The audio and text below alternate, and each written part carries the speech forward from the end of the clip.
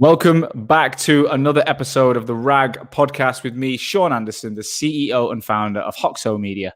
This is my weekly show where I bring to you a story from a recruitment owner, an advisor, a supplier, an investor, a thought leader, an innovator around the world who's prepared to give up some of their time to share not only what they're up to, the things they've been through, but also where they're heading, their vision for how the recruitment industry is going to transform and evolve in this digital economy. This week, I'm really excited. I'm joined by James Johnson, who's the founder of District 4. I'm going to let James explain District 4 because I think it's a relatively interesting and new concept. But I met James a couple of years ago at I think it was the TRN event, 2017. James is the former CEO of Nicoll Curtin Group. And we've kept in touch. We've had various meetings, and I've always been fascinated by Nicoll Curtin as a brand and James's story. So I'm super excited to find out more and share that with you guys today. So James, welcome to the show. Oh, thanks a lot, Sean. Pleasure to have you on. James, it is lockdown. It's a funny question, like how's life? But what's going on for you at the minute? Where are you based? Tell us what life's like for you right now. Life's pretty intense at the moment. Sort of launching District 4. Got a new puppy in lockdown. That's I'm sure a lot of people can sympathise with that. So that's both great and very time consuming. Growing the obligatory lockdown beard. So yeah, I'm noticing you. Cliches. When I remember you had a nice corporate haircut, specs on, no beard. Now you've got the beard, you got this mullet growing. What's going on? You're letting it all hang out. Probably midlife crisis, Sean. No, I think it's just my fiance is a dentist, not a hairdresser, and it's kind of just playing around. I like it. Get it straight on camera. I know I probably should. Everyone thinks I'm I'm obsessed with my hair. I just wake up. I look like this, James. I'm very lucky. I know. I don't need to do anything with it. Hashtag blessed. That's it. That's what it is. But look, for the listeners' benefit, I've mentioned who you are, but can you just give us a better overview of you and what you do? Okay, sure. So I suppose now I'm the founder of District 4, which I launched July last year. And that is a community of expert recruiters. And the whole idea is to pull together great individual recruiters who are their own boss, and then just collaborating, they can provide a better service for clients and just a more fulfilling life for themselves while retaining much more of what they built. And before that, as you mentioned, I was CEO of Nicholl Curtin Group, or the Hive. So yeah, bit of a change.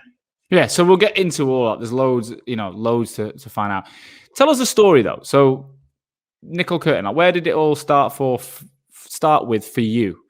Was it am I right in believing it was your father's business? Yeah, so he started it in 1999. Right.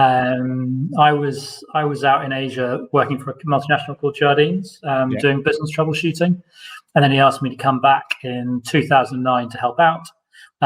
Did that for a year, then left, set a sort of a tech startup, and then I sort of got pulled back into it when he had a double heart bypass. Although he was never actively involved in the business so much. He was more his chair figure, and then went hands on probably about 2014, 15. So you'd never worked in recruitment before? Never been a recruiter, never worked in recruitment. But to be fair, when I was at Jardines, I worked in 7 different industries.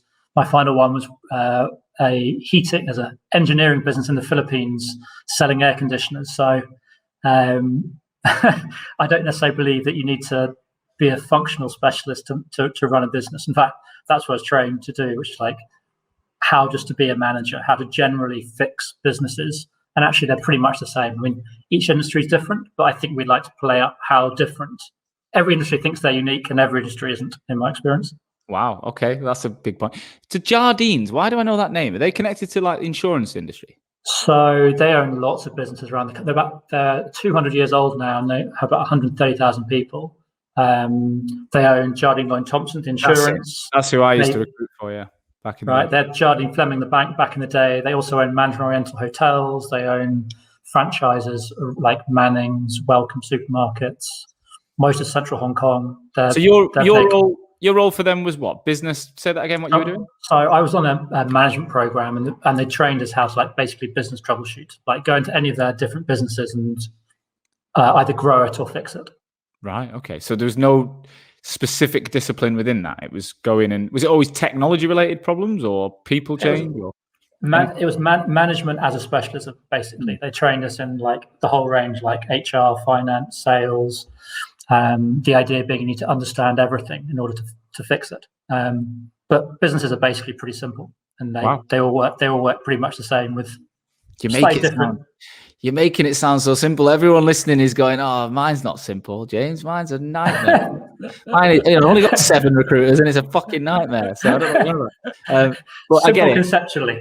yeah, I get that. So, okay, so your dad is a chair figure, decides that he wants you to come in. What was that like? Like, paint a picture for people. What was the business like when you took over as the CEO? What was the business like at that point? To be fair, I didn't take over as CEO when I first came back. I came the first time I was there. I was kind of like doing a change role, like it was a temporary head of change role to help and see what we need to change. That was around sort of the time of the financial crisis. So troubleshooting, a little bit. And then when I came back, the second time I came back in a non-exec chair role, and then that kind of morphed into an exec role over the space of time. But I think the reason why I stayed in it is I've always believed that business is about having the best people. Like basically in any business you're in, you're only as good as your people, and recruitment is the ultimate people business in terms of our product is people and our businesses are entirely people. There is almost no more people business in the world. Yeah. And I've always been excited about the idea of what you can do differently. And I just think in recruitment, and I think it's really changed since I first came in. I remember when I first came in, like really cookie cutter websites, no idea of personal brand, everyone in these very bland offices, like no idea of like employee values and stuff. And in the last 10 years, just the transition in terms of the belief in brand and what brand really means and how to treat people and these concepts of diversity, customer experience. Like I've really seen the industry evolve, and that's been really exciting. Yeah. And that's really what drives me, is that the sense of innovation, change, pace, and while keeping people at the very center of what you do. So when did you actually take over the CEO role, and what year was that? 2014, I think. 2014, 2015. Right, so we're talking about 6-7 years ago. So paint a picture for the business then. So what did you walk into in that role? What did it look like? Well, it was a good business at the time. Like it'd been recognized in like the best company to work for. Had some really good clients. Like it worked with lots of the major banks like Barclays, HSBC. It was quite UK centric, but did have like a small bit office in Zurich and in Singapore. But I would say good business. Doing okay. How many staff and what industries did they operate? So largely tech, largely banking tech, and I think at the time there was around 50 people, probably most predominantly based in the UK. Yeah. So what if you don't do the recruitment bit, and you've never done the recruitment bit? So what? Yeah. How do you lead a business like that? What's the first thing you did? Like, how did you get your head around it? Well, it's a bit of a truism, but fundamentally, they're always. If you ask people, they know the answers. Like I don't believe as a leader you have to have all the answers yourself, and every business has talent in it. And I think it's just about having intellectual curiosity and asking lots of questions, while also being humble enough to know you don't have all the answers, and actually people around you will bring that expertise. And I don't think I've never expected to be the best recruiter in the recruitment business, because I've never been a recruiter. So I'm never bringing that sense of like, I'm listen to me because I'm a better recruiter than you. But I think what I've always been conscious of, I do bring a skill set from outside, which is like, I know how to run a business. I know how to create a strategy. I know how to, I think, bring people together. I think I brought what I bring, and I'm conscious that I'm not trying to bring what I don't have. Okay. If that makes sense. Yeah. So a lot of that stuff is kind of like business buzzwords, right? Bring people to what I'm trying to picture in my head is the actual things you did. Just because there's a lot of people out there that are running recruitment businesses that are, they've got aspirations of being a bigger business. And I think a lot of people in this sector specifically suffer from, I was a great recruiter, so you've got to do it like me. And they struggle to grow businesses because it's all about them. It's all about me. I'm the CEO, I'm the founder, I'm the recruiter, I'm the superhero. And so what they end up doing is creating mini versions of themselves that feed off them, but they never let the business grow beyond them. So you had the opposite of that because you couldn't be that guy. So what tactics, what things did you do that people can learn from? And we'll get to District 4 soon. I'm just really interested in this. Personally, I'm interested in it. I mean, one thing I would say, I definitely made loads of mistakes. Like I definitely, looking back on the time, like I definitely challenged too much. And I definitely made too many changes in an attempt to like innovate, and some things that I sort of pushed to take out because I was like, there's a better way of doing this. Actually, after a time, there's probably a way of doing it. So can you remember an example of that? Yeah, I think one of the key things for me is that coming from outside recruitment, this is the idea of customer focus. You start with what your customer wants. Like I brought in Net Promoter Score, like I think it was in about 2015, where a lot of people were talking about it, and we changed some of our metrics around that. We created a metric called ASR, which is about how many customer problems you solved rather than to the deal values you did. And I think the thinking behind that was correct in terms of really trying to make it very customer focused rather than kind of short-term sales, because I believe that is the way you create longer-term value. But ultimately, recruitment there is a very strong sales engine to it. And I think that I pushed to take out too many of the sales elements, which subsequently had to be brought back in. So, and I think I pushed some of those through against the advice of some of my senior sales guys at the time. And in time again, I would have listened to some of those piece of advice. So there's definitely learnings in terms of not knowing anything can be a positive, but it can also be a disadvantage as well. So I would say that. But in terms of like sort of a general game plan, I think my perception was that at the time, I think that's changing. Recruitment wasn't as professional a sector in terms of the way it was set up, in terms of its systems, in terms of people. It was kind of like this perception that, and I've seen this a lot of like sales organizations. I saw it when I was in so the motor group. Like there's a perception like the sales guys sit on the showroom and it's kind of get all the resources they need, and then you stick finance in a cupboard somewhere, like, and you don't spend any money on that, and it's kind of not refurbed for like 10 years. They've got like one kettle between them. Yeah, we don't need windows. They don't need windows. They don't even need tea bags. Just shut the door. No, exactly. And I think if you're going to grow a scalable business, one thing when you're looking to sell a business, I know a lot of people care about, is that if your business isn't secure and your processes aren't good, no one's going to buy your business because they're just afraid of what's going to jump out the woodwork. Yeah. So particularly when you start scaling a business internationally, you've got to put a much more complex sort of systems and people, and there's investment that goes into that I think some people shy away from. And now, if I look into what I probably tilted the balance too much again, looking back on it between, I think I've come to learn that in a recruitment business, you really do need your recruiters to be the heroes. And I think I probably brought I used to call them business services, because I don't like the idea of like back office. I think it's kind of pejorative, but like I probably tilted the balance too far in terms of I empowered business services in some degrees to the expense of my sales team, which I think they found demotivating at times. So again, I think there's a balance that I've learned there over times in terms of, I think it's really important to have a really strong, empowered support team, but ultimately your sales team have to be the heroes, and everyone has to let them be the heroes. Yeah, it is a different business to, most companies have product and marketing and communications and technology and design or whatever. They have all these different divisions. Sales is just one of them. Whereas recruiters are 99% salespeople often the time. And the bigger agencies might have a 30% back office or whatever, but it's still, you're still dealing with a full floor of front office people that is just not like many others. There's transferable or similar businesses, but not that many. One thing I've realized as well is that, when you build a vision for salespeople, it can be quite clear, the task orientated, commission orientated, growth orientated, entrepreneurial. But how do you build that vision? How do you combine the vision for the non-sales people? What's in it for them? Because often they're not earning the big commission. They're not getting the holidays. They're not getting the billers' lunches. Like, coming from a non-recruiter, how did you manage that to create that everyone's bought into a mission or a vision as opposed to just making it only about sales?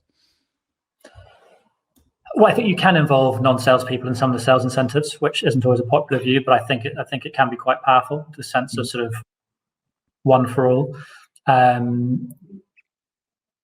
I think you have to accept a higher degree of churn than I would like in a support team, because I think everyone does get to the point where they're like, sales are making all the money, they're getting all the recognition, or most of.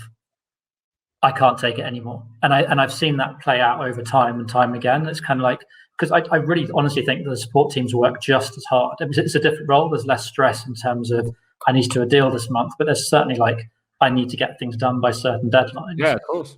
And I think over time that becomes wearing for people. That sense of we're both working really hard, and I'm underappreciated. So I think it's one of the things I've struggled with in this sector is just this acceptance that there probably is a higher rate of churn, both on sales and on support staff, for different reasons than I'd probably like. In terms of, because I think to build a really great culture and really great business, retention is really important. Yeah, but there are strong structural reasons why that's really hard in a traditional recruitment business. Yeah, I completely agree. And then you went down a multi-brand group sort of approach, didn't you? So the Nicoll Curtin group became the entity that then held other. So tell us a bit about the migration and how that looked a couple of years ago.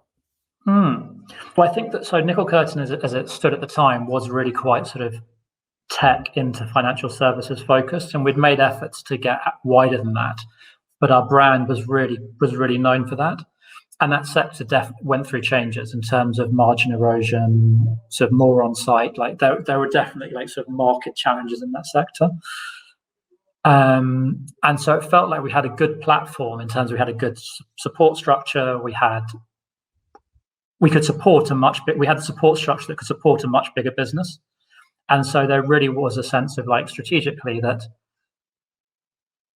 we really need, at its very basic, we need more billing heads on this infrastructure. We could support, we felt that we could support another 100, 150 billing heads on our existing structures without adding too much more in terms of cost. Because once you've got an FD and once you've got an HRD and once you've got really you're just scaling up through adding more junior headcount.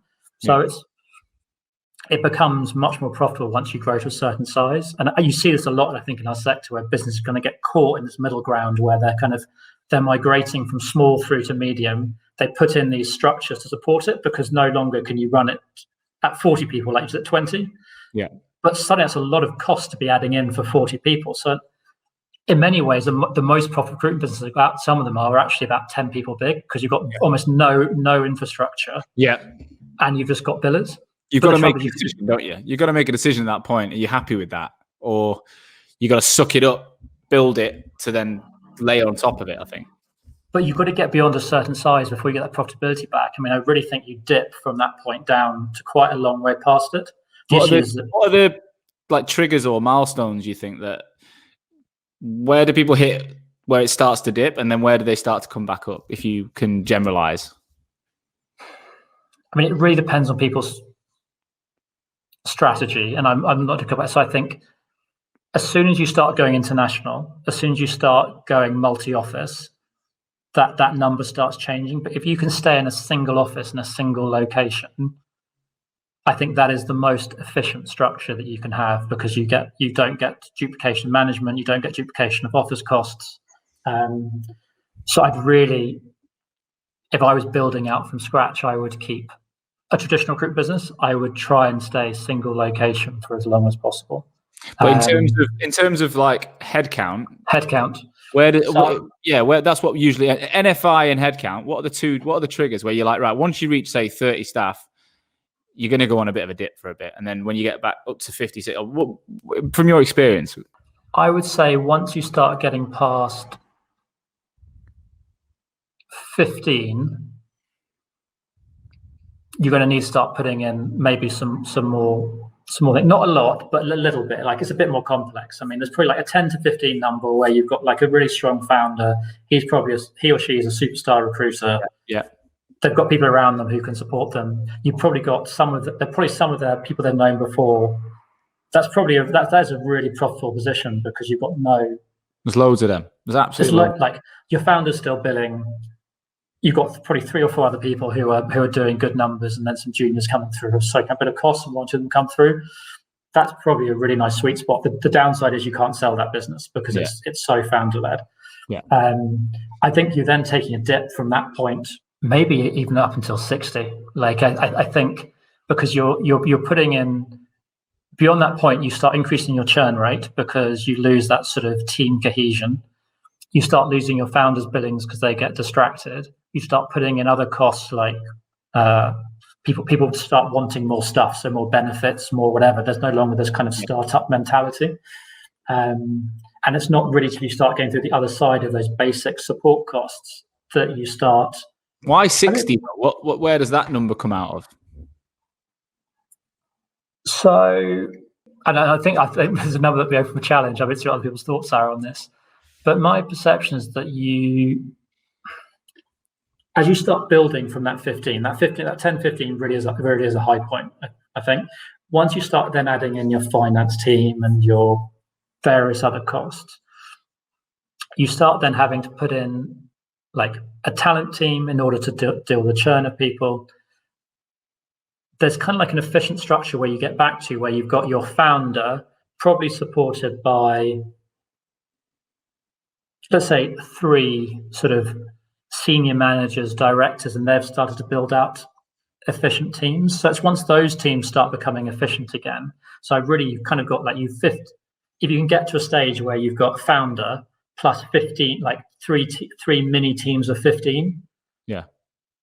That's kind of where that number comes from. So then you've also, that's not 60 billers, that's 60 people, because you've probably got some support people in there as well. So if you get to a stage where you've got, let's say, 45 billers supported by 15 back office, and they're in one place, as soon as you start splitting it, you start ramping up the cost of your.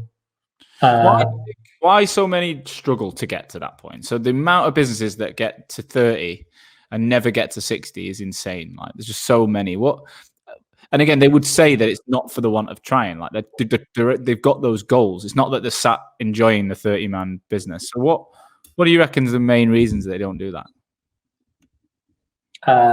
3 main reasons, I'd say. One is, I think you alluded to earlier, just not being willing to let go. Mm-hmm. Like that sense of everything goes through me. I think that just slows down decision making and you can't progress. 2 is being able to hire at a fast enough rate to replace the churn, hire and develop enough people to sort of take place losing. So there's kind of like this leaky bucket thing. It's really hard to get momentum to get past that. And then 3 is I just think people often found recruitment businesses because they're great recruiters. That doesn't make them great business people, and actually is a different skill set in terms of running a business, like understanding how your support team work, like what you need to invest in, and not just getting attracted by shiny things, but like going this, like, okay, maybe we do need to spend some money on the accounting system, or it'd be quite nice if our billing system did actually work with our account. Like there's some detail that goes into the back of it, and if you're not willing to invest in that, and it can be quite a big investment. It's kind of like you look at, I need this person, this person, this person. That's going to take 200k off my profit this year. It's like, do I want to take 200k off my profit? So are people willing to make that sacrifice for that period to get through a thing that they're probably not comfortable going through? Now, I have seen businesses, you get in the right market at the right time, you can accelerate through that because the market's just so good. They kind of end up in a space where their revenues and their staff numbers are so high that then they can kind of backfill some of the systems in place. But I think that's the easiest way to get through it. But that's a bit of a road runner approach. I'm interrupting this episode of the RAG podcast to bring you a message from our sponsor, Odro. You know by now that Odro are the #1 video interview platform for recruiters around the world. Now, they keep bringing out new features, from Odro Capture to Odro Producer, and it just keeps getting better and better and better. But now, recently, they've just announced a new feature to the platform, which is a complete game changer. During COVID-19, they realized that the recruitment audience, the communication was changing. Globally, their clients and candidates were using Microsoft Teams and Zoom more than anything else. The phrase, let's jump on a Zoom call or jump on a Teams call, has actually replaced the words video interview for a lot of their conversations over the last 6 months. Now, they were thinking, how are we going to eradicate this? How are we going to make Odro the name that everyone talks about for the interview process? And they realized they didn't need to. They needed to integrate. So for the first time ever, they're the first video interview platform on the planet that have decided and managed to integrate with Zoom and soon to be integrated with Microsoft Teams. So with one click, after recording a Zoom video, you can now drag that into Odro and create everything else that Odro has, from adding the CV, the heat maps, the capture, and the producer elements. You get all the benefits of Odro before and after the interview, but you get to use Zoom, which is client-friendly on all levels. So this is massive. Teams is coming. It's the first time anyone's ever done it in our sector, and it is literally going to change the way you work in 2021. Get in touch with my friends over at Odro at odro.co.uk, or if you're already a user, reach out to your account manager to make sure you've got this feature. Back to the show. So when you came in at, say, 50, where was it when you left last year? Where was the business at? 88, we got it to. Right.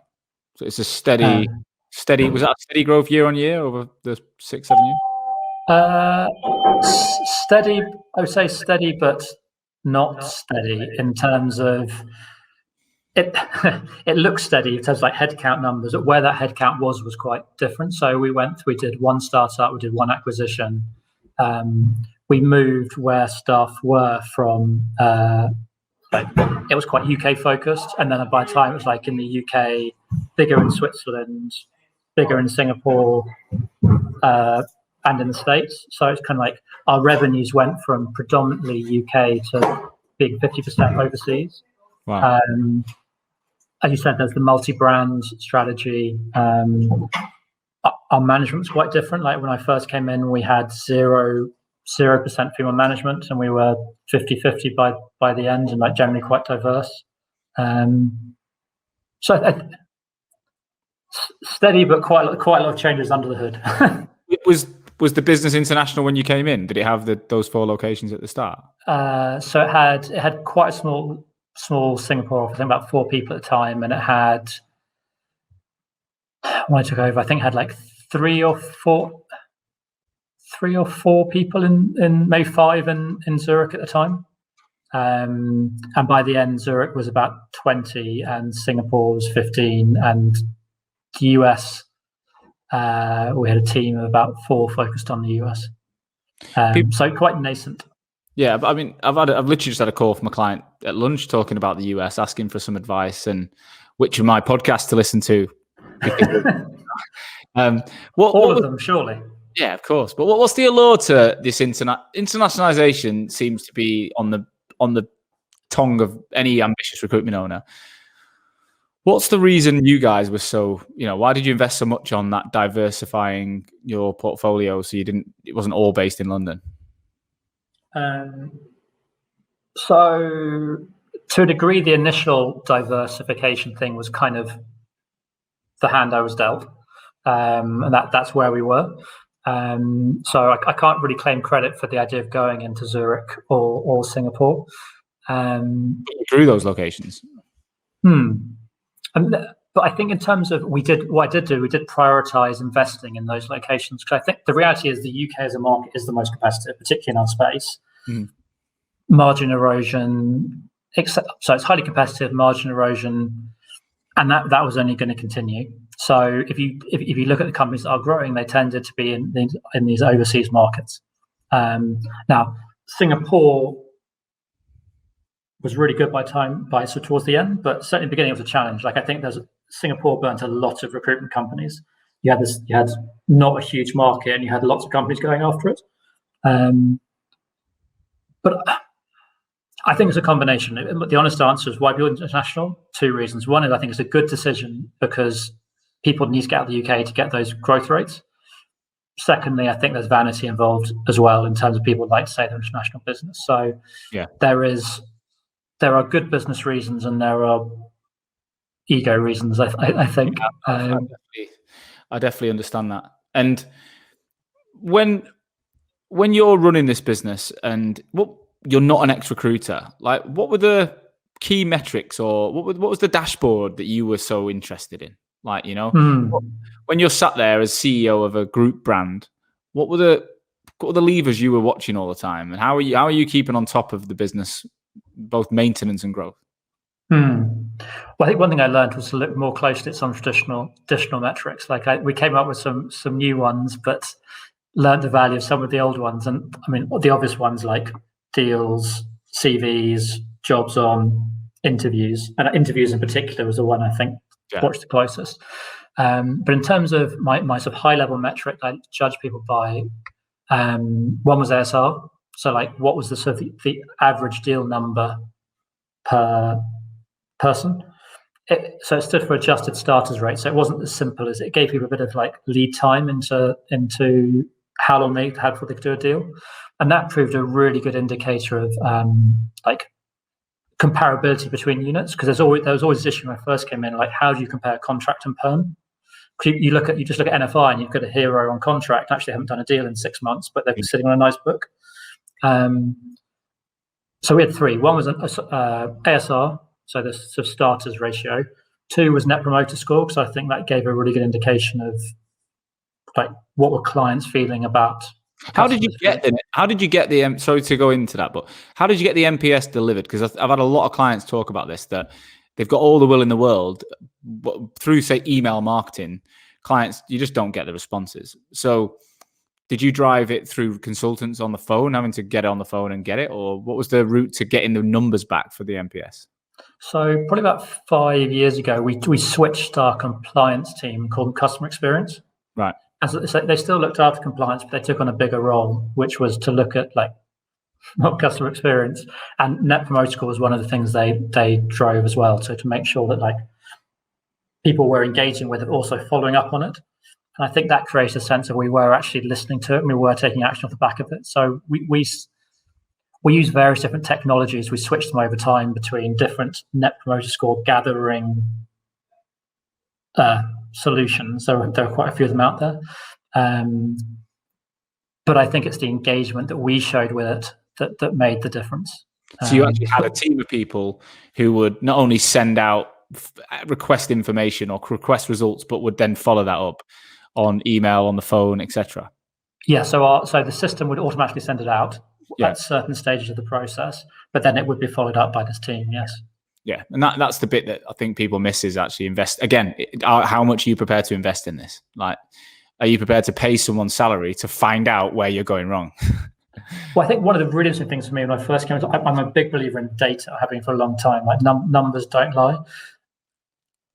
And I think we always assume, we always think we know our businesses really well. And then, but actually, when you take a step back and you get someone who's really good at data to look at your business, it throws out some really surprising things. I remember coming in and asking like what our retention rate on contractors were. And sort of the off-the-cuff answer was, we retain all of our contractors. And actually, the churn rate, when you look at the details, was close to 100%. Like we turned over our whole book pretty much once a year. Yeah, that is an astonishing number and waste in terms of you're just not building if you're not retaining. So I think that customer mindset, both applying it to clients and to like contractors and candidates, is really hard to do it consistently because they often don't value. I was listening to a podcast the other day about a guy who works in it. It's a different industry, but he said, he built this tool for customer retention, and his main business is customer acquisition, helping businesses win new business. And he said, everyone says that retention's their problem, but they don't give a shit. Like he spent $1 million on this platform in America and no one used it because they're like, acquisition. Like business owners might say they want to retain customers, but when it comes down to it, they're more attracted to the acquisition of customers. Would you say that's fair? Yeah, because I think we celebrate. Like, if you look at what we do behaviorally, I think we celebrate new clients more than we do existing clients. We celebrate new deals more than we do extensions. Yeah. Like, we reward often new deals more than we do extensions, even though they're probably more profitable.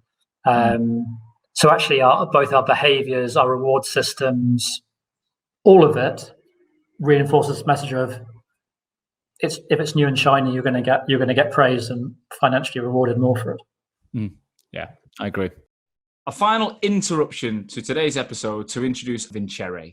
Vincere is the all-in-one CRM ATS platform built for the recruitment and staffing industry. Now, I first heard about these guys about a year ago. The amount of prospect recruitment agencies and clients I was working with that were telling me they were moving over to Vincere, I had to look into it.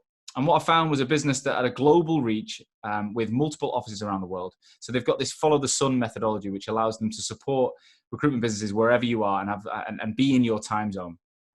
But the technology that they've invested in is becoming a disruptor in the space. More and more recruitment businesses are doing this to give their recruiters a competitive advantage. They broke into the G2 Crowd's momentum grid as a market leader based on their reviews from their customers. So the agencies that are using this platform are raving about it. Now, if you're a RAG listener and you're thinking about changing CRM, or you're a new business looking to launch with a new CRM, then I would get in touch with these guys, because if you mention that you're a RAG listener, they're doing an amazing deal. By visiting www.vincere.io/RAG, you can get an exclusive deal which offers 2 months completely free on a 2-year commitment, or 3 months completely free on a 3-year commitment. This applies to all licenses that you've either signed up for now or that you'll add in the duration of the contract. So get on there and have a look. Finally, if you're listening and you're a recruiter and you're thinking, I want to move into a more of a business development role, and I'd like to keep hold of my recruitment knowledge. Well, these guys are recruiting for a BD person, multiple roles in both Sydney and London right now. So if you've got a strong recruitment background, you want to move into BD and you want to work for a fast moving tech business that's helping people like you right now, then get in touch via their website, because they're hiring today. Back to the show.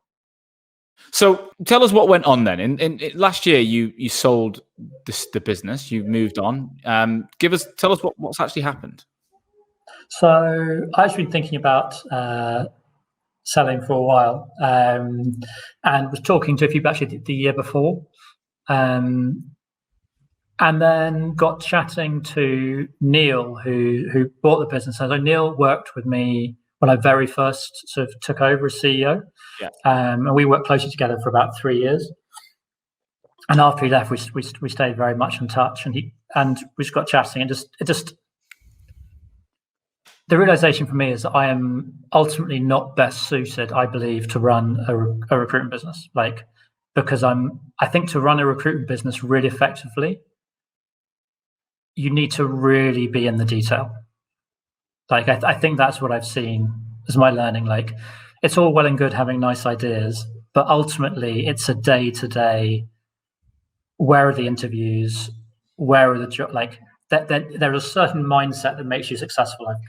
I believe in recruitment, and I just don't think I have that mindset. I am more of sort of I like to empower. I like to do bigger picture, and I like to look at scaling fast.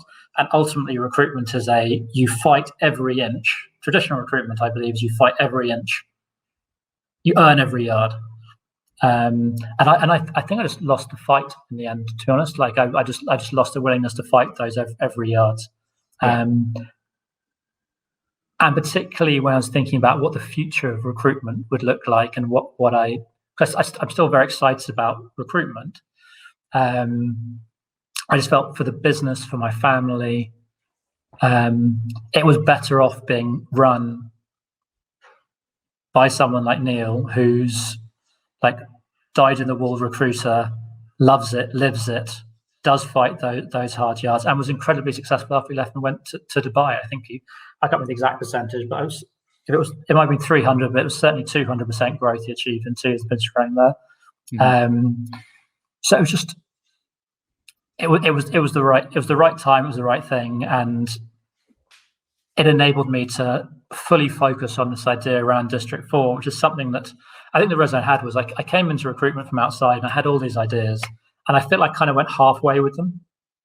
Like I kind of went halfway with diversity. I went halfway with Net Promoter Score. I went halfway with flipping the organization chart.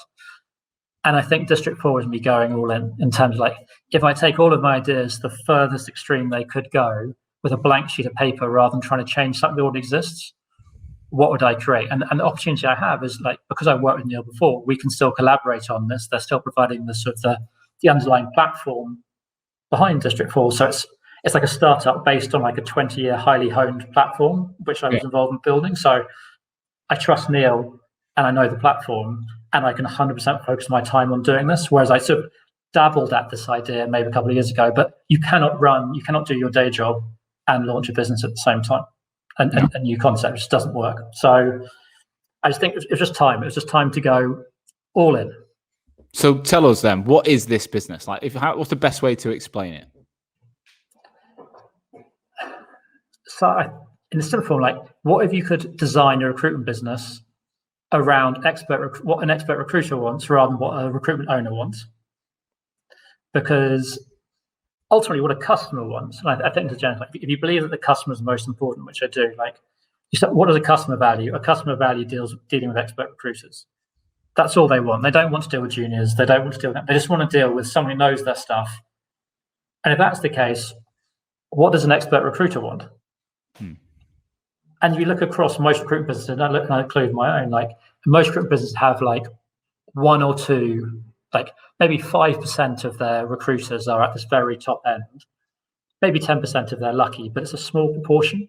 Yeah. And most recruitment businesses are built around this idea of scaling around juniors, because it's just the only way the model works. Just because of the churn rates and stuff, you just can't afford to take the risk on investing in experienced recruiters all the time. So if you flip it and go, okay, well, if the customer wants an expert recruiter, what does an expert recruiter want? District 4 is basically asking that question. It's like, how do you create the perfect environment for an expert recruiter?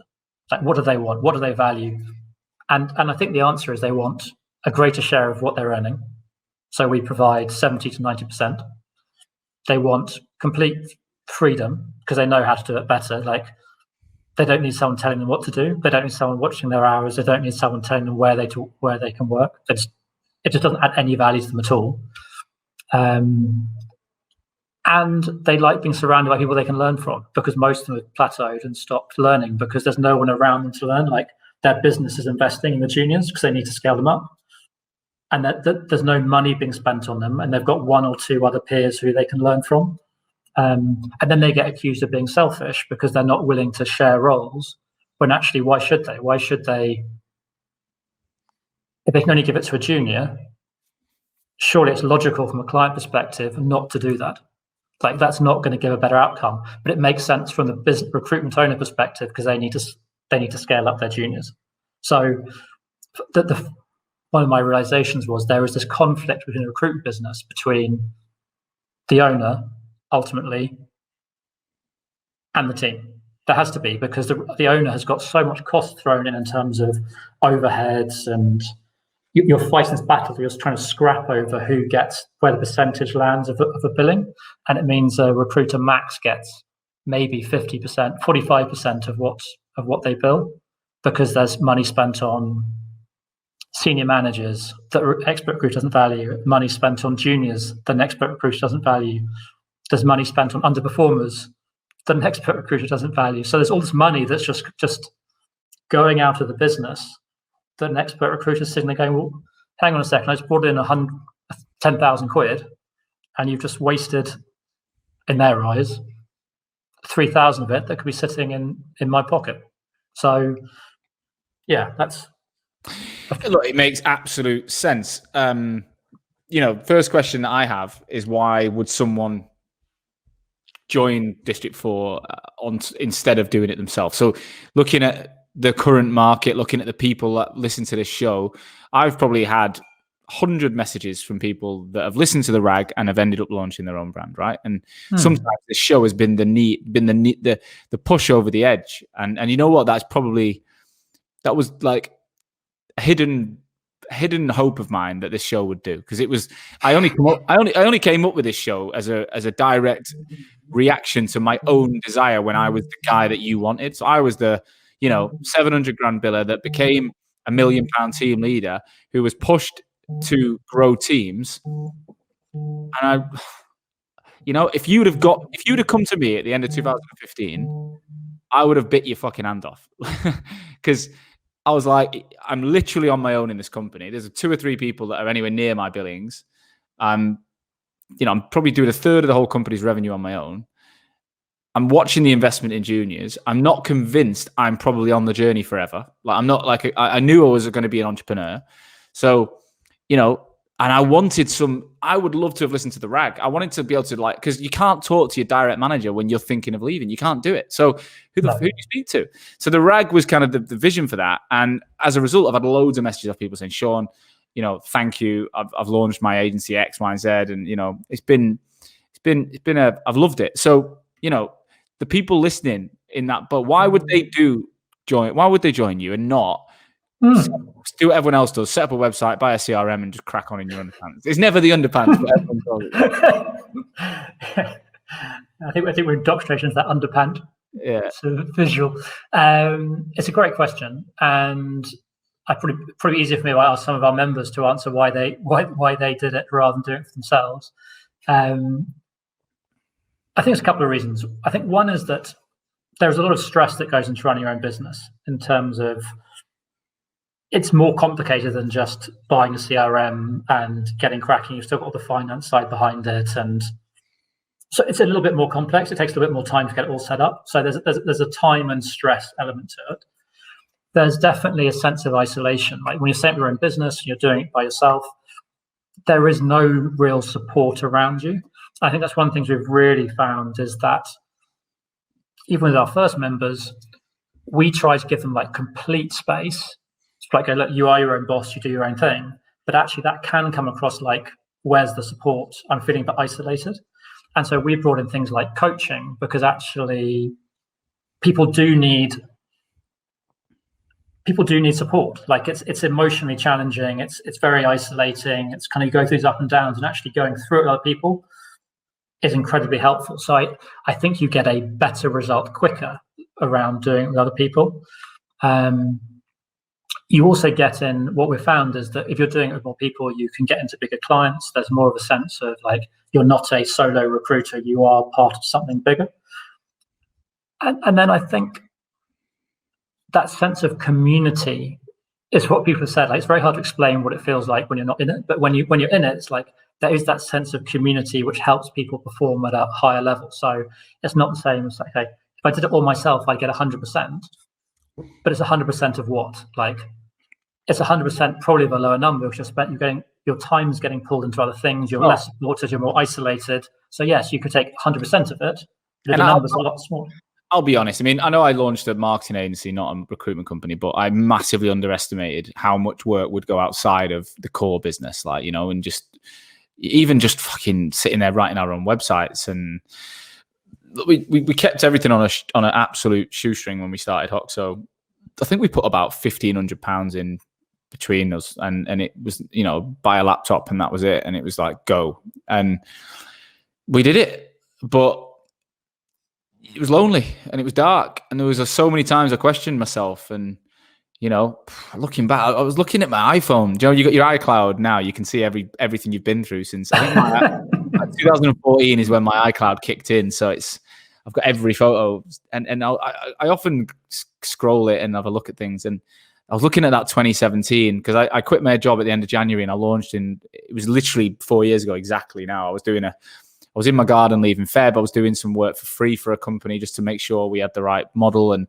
we launched in March, and it was exciting. But looking back, it was, God, there's so much I had to do differently now. And there's so much, I could have fast tracked so much stuff. So I totally see that the value in the, I think the community of all the things you've said. I think you can set up a CRM, you can set up a website, but you don't necessarily have the network at the beginning that of people that care.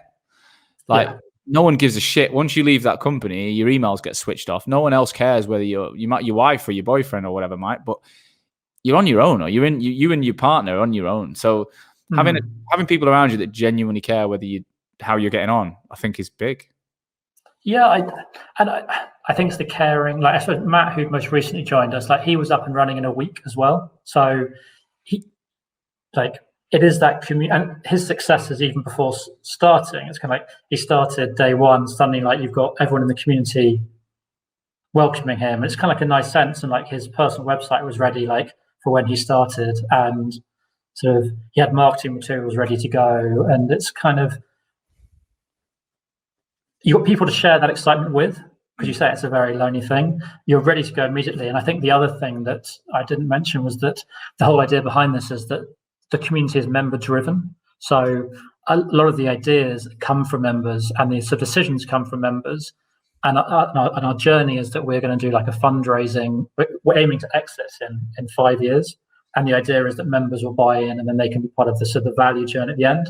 And that is very definitely something you can't do as a solitary bedroom recruiter, because let's be honest, thousands of recruiters start up each year, and I think probably about 10 get sold. And you're not selling at 15 people, you're selling at 50. And how many businesses get to 50? So that sense of like community ownership, community run, but also that kind of value that can be created by bringing together lots of great top people is something that everyone will share in as well. If I joined you and said, right, I want to be part of District 4, and I recruit insurance contract recruitment, what I used to do, right? Yeah. Could I carry on doing that? Do I need to adhere to something? Is there anything I need to change, or how does it work? So when you say change, what do you mean? Do you mean alongside doing HOXO? No. So I'm just, I'm not actually applying. Come on, Sean. Come on in. You said at the start you can't do things half-hearted. I'm actually really tempted, but no, I can't do it. But going back to when I was leaving, and let's just like I'm the exact persona I think you wanted. So I want to join District 4. Do you check? Oh, we've already got someone doing what you do. I'm afraid you're not right. Like, what's the clarification process, and how do I talk me through the steps that I'd go through to join the business and how it works? Okay, so we call our people members, because essentially we're a community and the people are members of it. So it's a different process to normal. So we have like a sort of a qualifying bar, which is people need to be expert recruiters. We define that as someone who loves recruitment, like loves actually doing recruitment more than, let's say, managing or building teams. They need to be a specialist in a market, so not a generalist. So they're really bringing a sense of I'm really good at X, and they've probably billed 200K plus, just because that's sort of a sign that they've really been able to deliver for clients. There aren't targets once people are inside, but there's kind of like there's like a sort of a that's the entry criteria. First step is people would come to us. They're probably going to check out our join page, which is district4.io/join. And that sort of gives people an idea around just more about the model. First step would be a chat with me, just for me to understand, a bit of a chemistry call, just me to understand what they're trying to achieve, them to ask me lots of questions. And I think that's where we do it differently, is the first stages are really about the potential member asking us questions rather than us interviewing the member. So it's really about them understanding the model, what they see to gain from the community. Next stage would be a chat with an existing member, so they could see if I was talking complete bollocks, and ask people what their experience has been, alongside with a chat around systems and compliance, just to see what support they would need to make sure that we could do it. So what we've learned is, like, some sectors like education, we're staying away from for the time being, just because the compliance requirements are so specialist that we can't realistically offer it. And then the final stage is business plan. And the reason behind that is it just helps people really visualize what they're going to do, and enables us, again, to sense check how we can support and what they're going to do. It means that from day one, they then have a plan as well. And in answer to your question about niche, I think one of the really interesting things we've found is that I was concerned when we very first started that we'd end up in a situation where there'd be lots of niche clashes, and that would be perceived as a bad thing. But what I have discovered is that when you're talking about expert recruiters, their niches become quite narrow. So maybe a junior recruiter goes, I'm a Java specialist, but an expert recruiter is probably a Java recruiter in a particular sector or in a particular geography. It tends to be narrower. The more expert we are, the narrower the niche. We've found. So actually, we would have conversations if there was an existing member who we felt was very close. But what we found is our members actually welcome other experts into the community, particularly if they could collaborate with them, because their niches probably don't collide as much as they might do. But if I come in and goes, I want to start hiring in my little unit, is that something you're like, no, that's not the model, or how does that work? So at the moment, that's not. I suppose what we're not trying to do is build lots of. There are plenty of businesses out there which will support people starting and trying to scale a small recruitment business, and I just think that model doesn't. Small recruitment is ultimately, I don't think, as effective. I think what we're looking for people who really love recruitment and want to recruit. Now, it may be that they want to bring in a resourcer and help, and that's something we're looking at. It's not something that any of our members have so far asked for, but we're evolving all the time in terms of response to member demand. So, like last week, we launched a new 90% band in terms of retention. So now beyond 200K a year, people keep 90%. And that was in response to some potential member feedback in terms of the bandings. So if we found that this was something that people really wanted, we'd look at how if it was feasible and how to make it work. But I'm thinking time, when you're a real top recruiter, time becomes the biggest asset, right? And even a virtual assistant or something in modern day eras can do wonders for you in terms of just taking away that real grunt work. And if you had a model where that would be part of it, I think that again that'd be quite appealing. I suppose the two things we do on that is one of which is we take care of all the compliance. So all the compliance is taken care of. So there's a team for that. And there is also a delivery team that backs up as well. So if there are roles that people feel they can't fill and they can't collaborate with another member on, there is a team where people can pass it on. So they can pass it on. They still get revenue recognition for that, and it means they can stay focused. So we are really trying to exactly say what can we do to really magnify our members' time so that they can really spend their time on stuff that they enjoy doing and get the greatest financial reward. And that's something we're constantly learning. And is it contract and perm recruiters you're looking for? Yeah, both. I think I can see it. You're building that community of top performers. Could be a lot of egos in the room, but the fact is they're all independent, really. So it's not one collectively they're looking for a group goal of an exit plan, but individually they're just doing their own thing. When it comes to equity, how does that work? What would someone get if they join District 4? So they wouldn't get equity in terms they wouldn't just receive it. I've come to believe that options and receiving stuff for free just people just don't value it. It's just a piece of paper that they kind of stick somewhere. Oh, that was nice. Someone gave that to me. So what the plan is, we will do a fundraising round probably every 18 months, and each fundraising round will give members priority access to buy in. So we'll do our members first, then partners, and then external investors. And the idea is that we'll probably do 3 of those on the journey with a final sort of partial or full exit in 5 years.